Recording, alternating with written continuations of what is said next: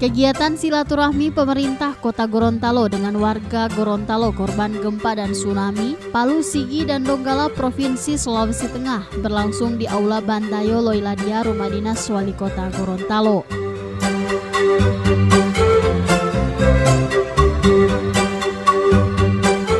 Dalam kegiatan ini, jumlah warga Gorontalo yang menjadi korban gempa dan tsunami berjumlah 179 kepala keluarga, 626 jiwa yang saat ini sudah berada di Kota Gorontalo.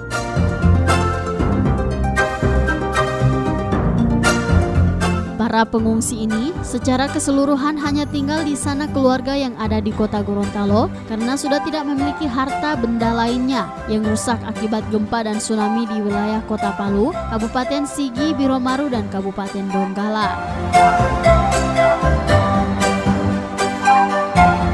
Menyikapi hal tersebut, pemerintah Kota Gorontalo bersedia memfasilitasi berbagai kebutuhan pengungsi, khususnya untuk anak-anak yang masih mengenyam pendidikan, melalui Dinas Pendidikan dan Kebudayaan Kota Gorontalo.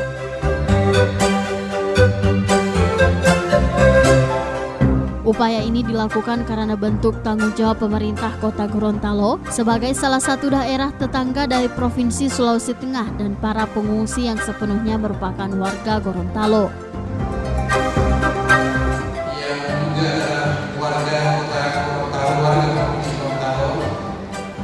Kemarin waktu bencana Lombok, saya menerima perintah dari Pak Wali untuk menggalang aksi solidaritas.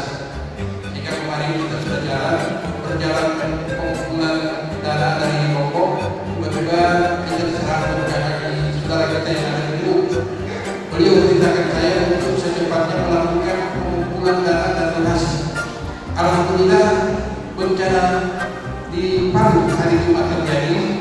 Hari Sabtu dia sudah perintahkan untuk tim medis dan Tagana akan kita pergi pada hari Sabtu dan hari Selasa.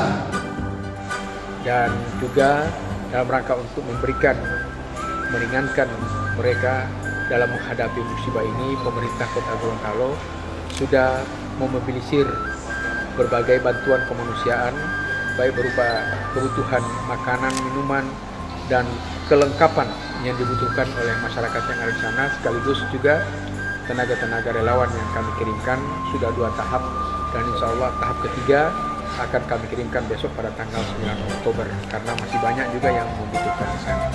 Dan sekarang kita juga kedatangan para pengungsi yang berasal dari Palu, yang kebetulan mereka sebagian besar adalah masyarakat yang berasal dari Gorontalo juga. Maka kami menampung terutama mereka-mereka yang tidak punya tempat tinggal, dan sebagian besar mereka tinggal di rumah-rumah keluarga, tapi kita memberikan bantuan berupa kebutuhan-kebutuhan sehari-hari, makanan, minuman, perlengkapan tidur, kemudian selimut dan baju.